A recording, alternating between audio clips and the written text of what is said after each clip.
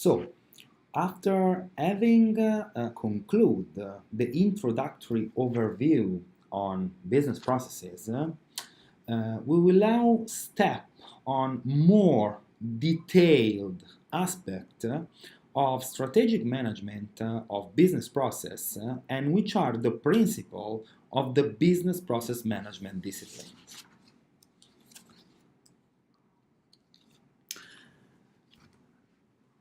In particular, now that we know what business processes are and which are their main components, let's see how they interact with the organization. Usually, organizations promote themselves through what we can call a vertical view, as we can see in the example. The organizational chart states how the company promotes competencies and human resources through, for example, procurement, research and development, production, marketing, from the top to the bottom level of the organization. However, processes cross horizontally organization as they can require different type of competencies. As we can see, the vision process of the company realizes an horizontal perspective. We can then say that business processes are cross-functional, meaning that the company functions and department represent the different areas of the companies, of the competencies on which the company relies on, and the different processes cross these branches and glean competencies from them in order to create value for the final customer.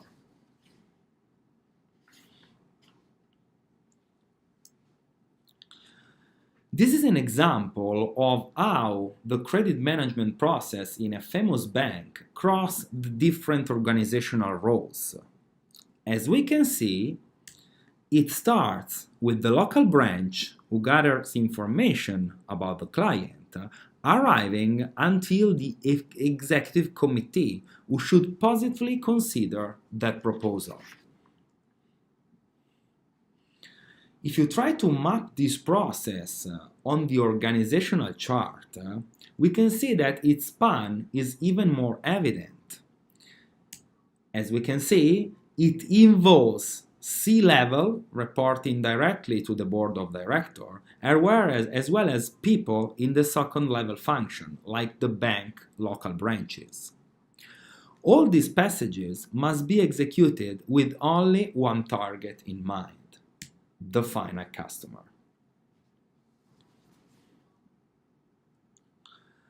However, let's see if process and function can easily coexist in an organization.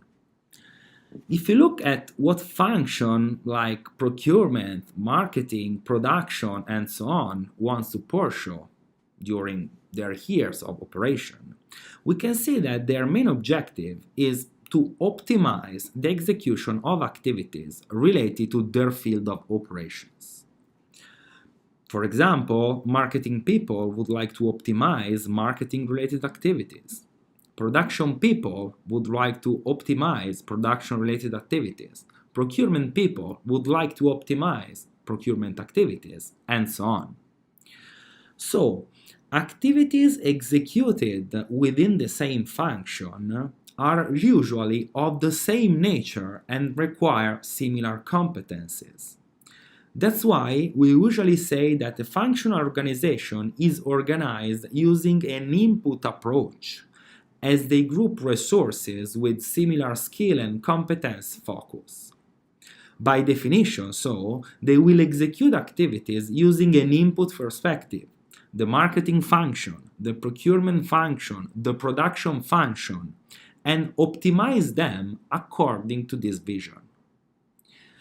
If instead we look at the process objective and at what process want to pursue, like the procurement process, like the marketing process, like the production process, we can see that their main objective is to optimize the execution of process activities in order to deliver the maximum value for the customer.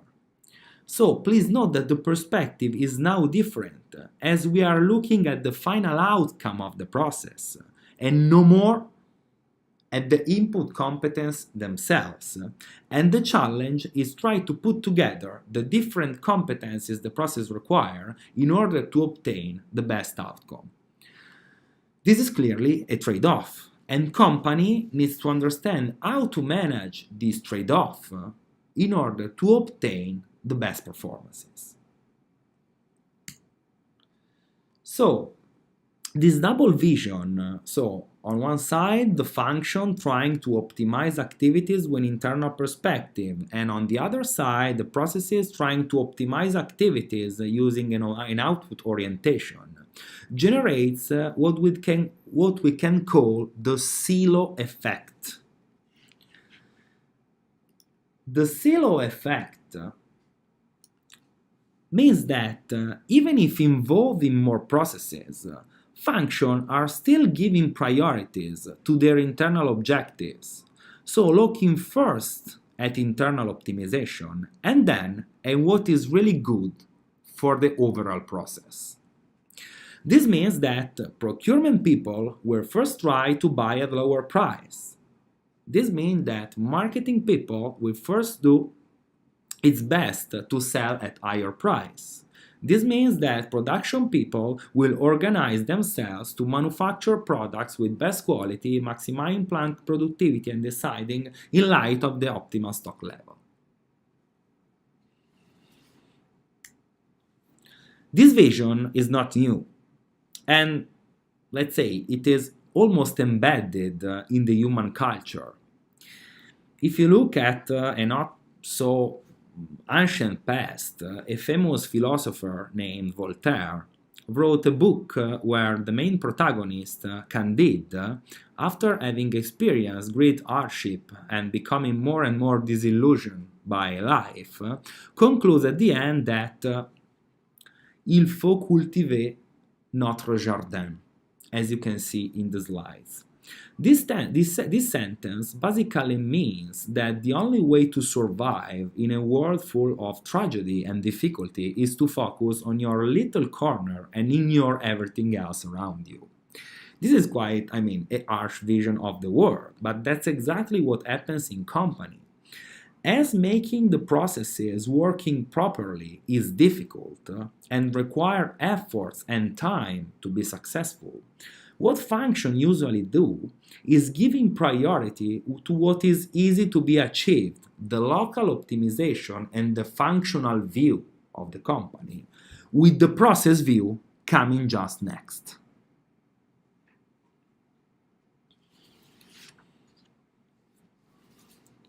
That's why, during time, virtuous and successful organizations have decided to promote what we can call the business process orientation, namely an approach that emphasizes processes as opposed to functions, with a special emphasis on outcomes and customer satisfaction. In business process orientation, processes are the one and only improving business performance, not the functions. Following this view, the business process management discipline has been conceived as a structured approach to analyze, improve, control, and manage processes, with the aim of integrating activities and improving global performance of products and services.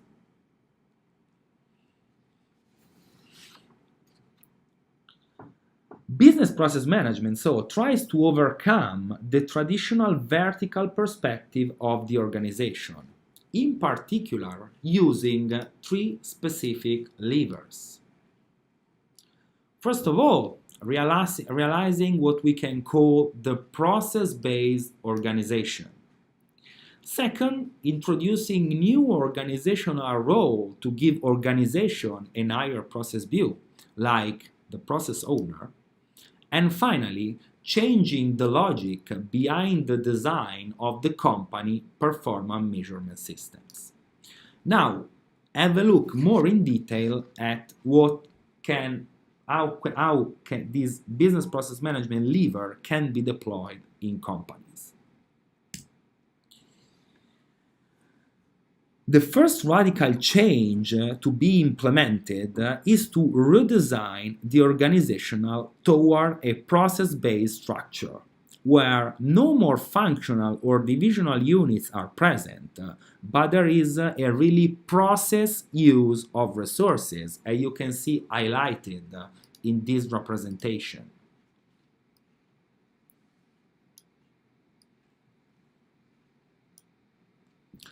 Company first define their main customer processes, like for the new product development process or the procurement process, which then become the relevant organizational element. Then, to fit this virtual organizational unit, all the necessary competencies are allocated and often grouped in teams in order to reach the customer core objective.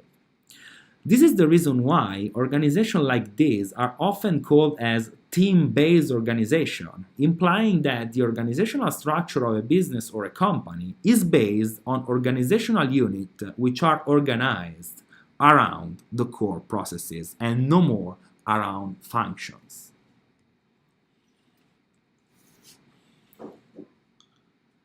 Then, in order to guarantee the correct functioning and the safeguard of processes, a second intervention can be the introduction of what we can call the process owner, also called process manager. The process owner is a role which is specifically dedicated to supervise global processes, objectives, and assure that they are reached with operational continuity, take the lead of being the main interface and transposable in front of process customer, and promote continuous improvement action at process level. Pay attention to the fact that the process owner is not the real owner or boss of the process. Almost always, he does not have any formal authority on resources involved in the process activities, even if she or he is assigned formal responsibility on process performance. To coordinate them, he or she must rely on its leadership and motivating competencies. If you want to have a deep look of what the process owner is and how his role impacts the organizational dynamics, I have included a link to an Harvard Business Review article where this topic is treated in a more detailed way.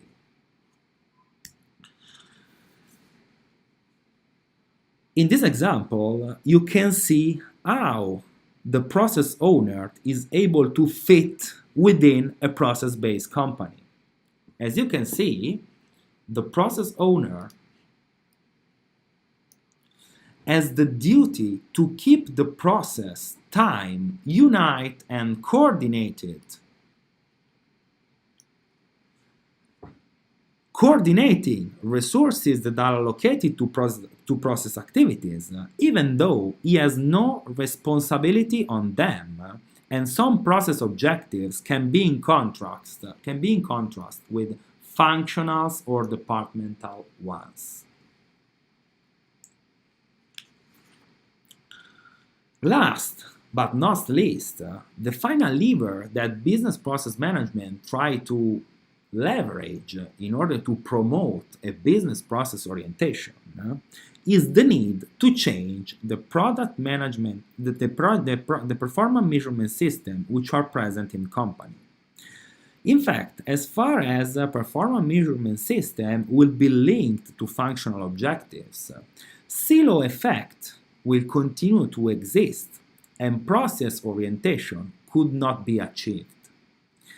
This is radical change, but people and function need to be measured and rewarded on process performance and not on functional outcome if we want that with this radical change will be successfully implemented.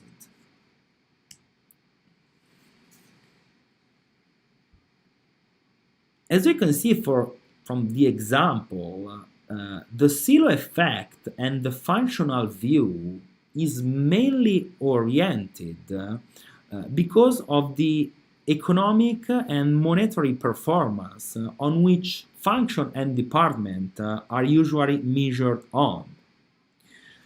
For example, the sales department is traditionally measured through the cost of sales or the amount of revenues it is able to generate. The procurement department is usually measured through the savings it is able to provide to the organization or the cost of goods and services that imply on the balance sheet and income statement of the companies with its activities. We need, however, to change this perspective, going toward process performance, to which each department is then assessed, which are, of course, more operational, thus more far from the economic view or the economic assessment of function activities. And which are usually what companies usually look at first, but are essential if you want to make process really successful. For example, why still measuring the procurement department just of savings and the cost of goods and services, while we can measure its performance according to, for example, the ability to rotate the supply base or the total cost of processing orders for example, strategic customers.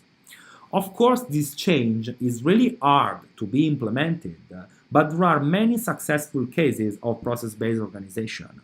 If you look at, for example, a company like Luxottica, like IBM, like Microsoft, you can find a lot of story about how they have been able to change their organization during time, reaching today a real business process-based orientation.